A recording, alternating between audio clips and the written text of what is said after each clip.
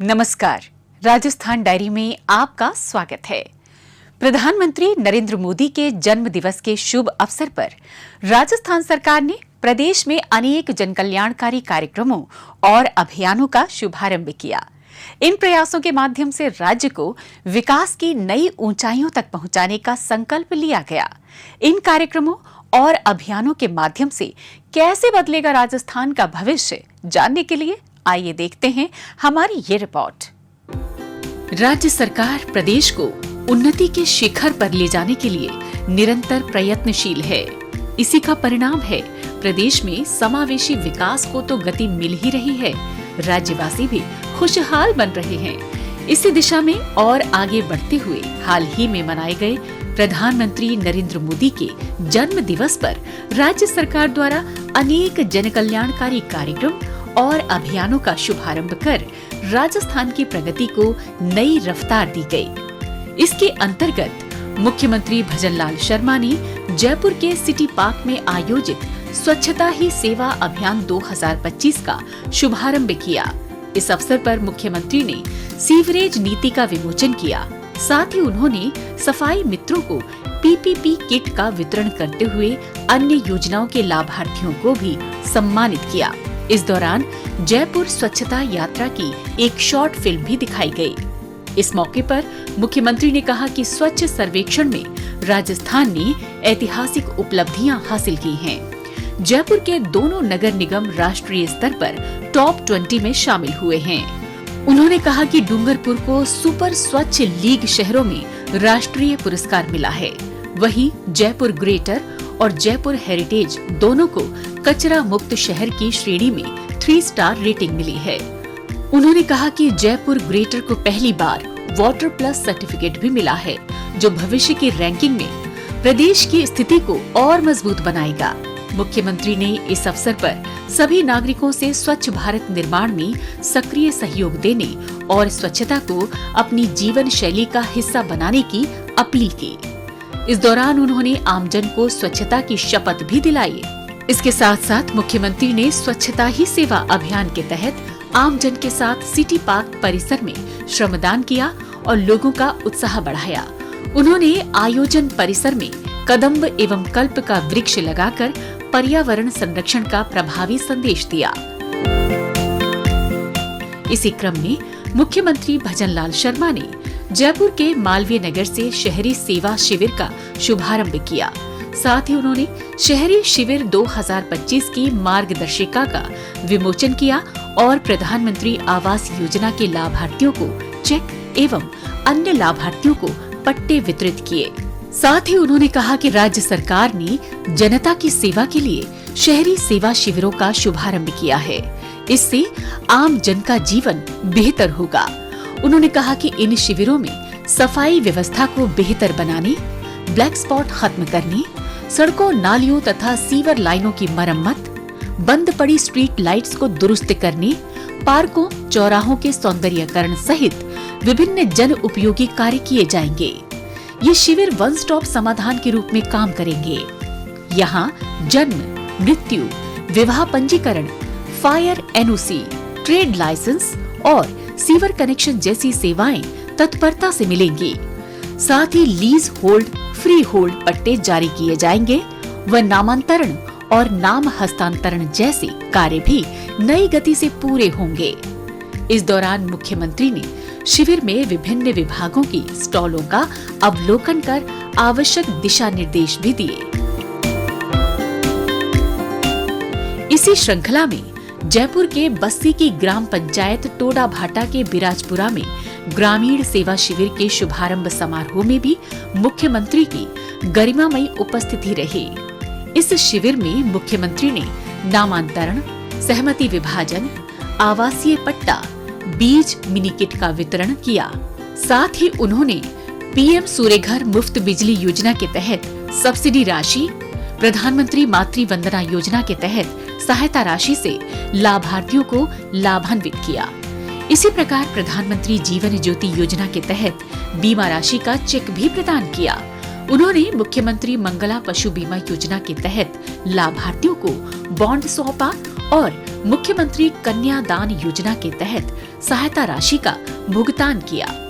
मुख्यमंत्री ने खाद्य सुरक्षा योजना से जुड़े लाभार्थियों को प्रमाण पत्र भी प्रदान किए।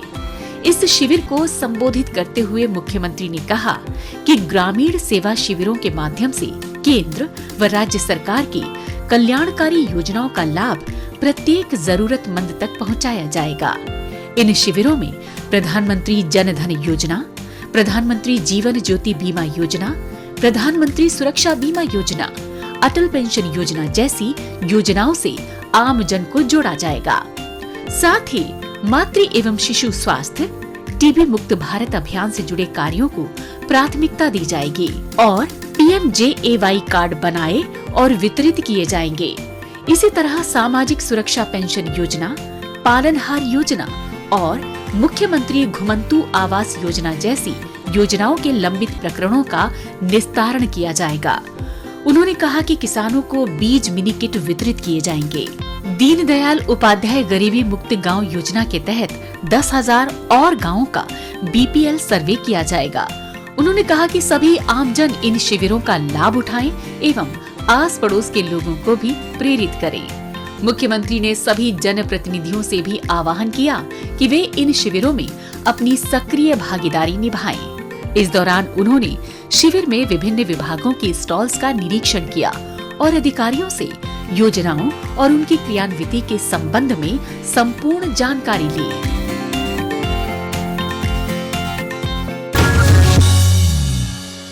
हाल ही में मध्य प्रदेश के धार में आयोजित एक कार्यक्रम के दौरान प्रधानमंत्री नरेंद्र मोदी ने स्वस्थ नारी सशक्त परिवार अभियान का शुभारंभ किया।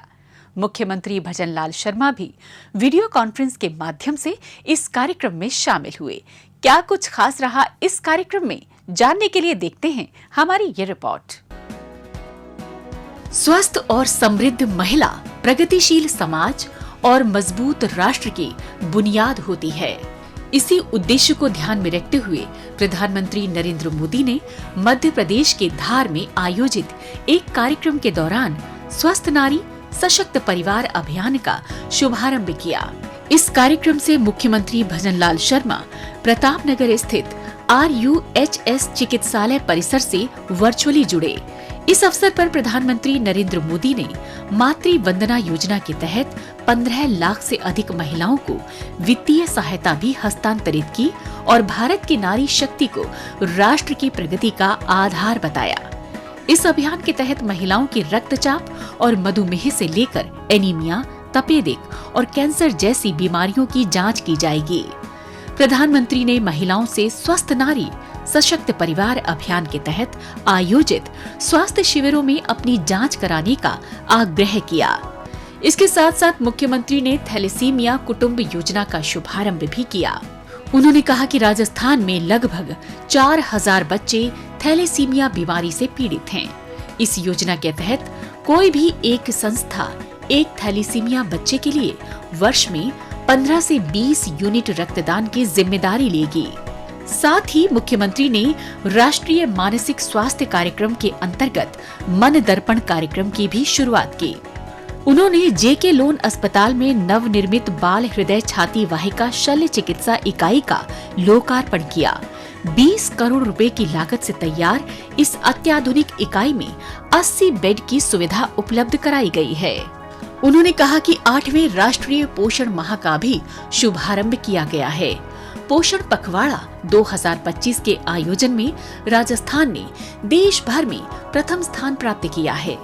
कार्यक्रम के दौरान मुख्यमंत्री ने कहा कि प्रधानमंत्री ने महिला सशक्तिकरण के लिए कई कदम उठाए हैं, जिनमें बेटी बचाओ बेटी पढ़ाओ, उज्ज्वला योजना, सुकन्या समृद्धि और प्रधानमंत्री मातृ वंदना योजना प्रमुख रूप से शामिल हैं। इसके साथ ही मुख्यमंत्री ने कहा कि आयुष्मान भारत योजना के तहत करोड़ों महिलाओं को मुफ्त इलाज मिल रहा है। उन्होंने कहा कि आयुष्मान भारत और स्वस्थ राजस्थान का सपना साकार करना हम सबकी सामूहिक जिम्मेदारी है। उन्होंने आमजन से महिलाओं के लिए स्वास्थ्य सुविधाएं सुनिश्चित करने, गर्भवती की समुचित देखभाल करने और बेटियों को बेटों के समान अवसर उपलब्ध कराने की अपील की। इसके अलावा मुख्यमंत्री ने कहा कि राज्य सरकार महिलाओं के स्वास्थ्य और कल्याण के लिए काम करते हुए स्वास्थ्य सेवाओं में निरंतर सुधार और विस्तार कर रही है। राज्य सरकार का उद्देश्य प्रदेश में मातृ और शिशु मृत्यु दर को न्यूनतम स्तर पर लाना है। उन्होंने कहा कि इस उद्देश्य के क्रम में प्रदेश में मृत्यु दर घटकर 86 प्रति 1 लाख जीवित जन्म दर्ज की गई है, जो राष्ट्रीय औसत से कम है।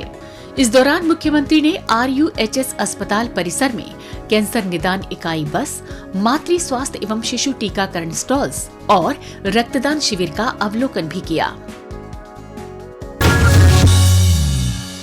आइए अब डालते हैं एक नजर कुछ और खबरों पर।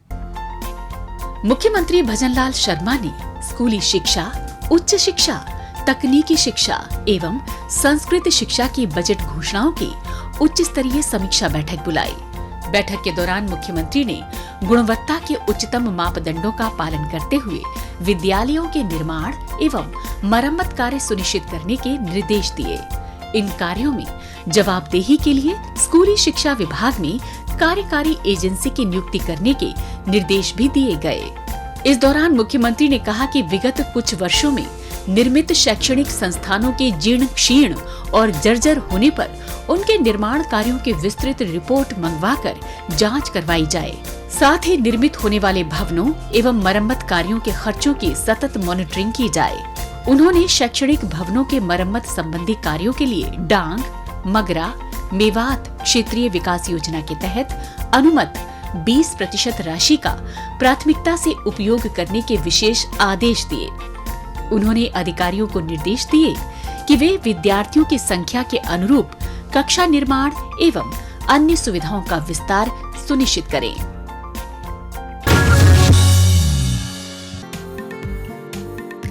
मुख्यमंत्री भजनलाल शर्मा ने जयपुर स्थित मुख्यमंत्री निवास पर नियमित जनसुनवाई का आयोजन किया। इस दौरान मुख्यमंत्री ने आम जन की सामाजिक न्याय एवं अधिकारिता, ग्रामीण विकास एवं पंचायती राज, कृषि, गृह, राजस्व, सिंचाई, परिवहन, पशुपालन, जयपुर विकास प्राधिकरण, नगर निगम, शिक्षा, चिकित्सा, पेयजल, मनरेगा और ऊर्जा सहित विभिन्न विभागों से जुड़ी परिवेदनाओं को सुना और मौके पर ही उनका निस्तारण किया। इस अवसर पर उन्होंने अधिकारियों को निर्देश दिए कि जन सुनवाई में आए प्रकरणों में संबंधित विभागों से अपडेट ली जाए और लोगों को भी उनकी समस्याओं के समाधान की जानकारी नियमित दी जाए। उन्होंने अधिकारियों को आपसी समझबूझ से प्रकरणों का निस्तारण कर परिवादियों को राहत देने के भी निर्देश दिए। साथ ही उन्होंने कहा कि हर व्यक्ति को जन कल्याणकारी योजनाओं के माध्यम से त्वरित राहत दिलाना और अंतिम छोर पर बैठे व्यक्ति तक समयबद्ध रूप से सभी सुविधाएं और सेवाएं पहुंचाना राज्य सरकार का ध्येय है। इसी को ध्यान में रखते हुए प्रदेश में पारदर्शी, जवाबदेह एवं संवेदनशील तंत्र विकसित किया गया है, जिससे आम जन के जीवन में सकारात्मक बदलाव आ रहा है।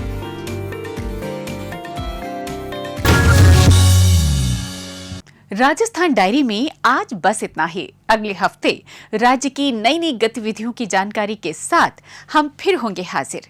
तब तक के लिए दीजिए इजाजत। नमस्कार।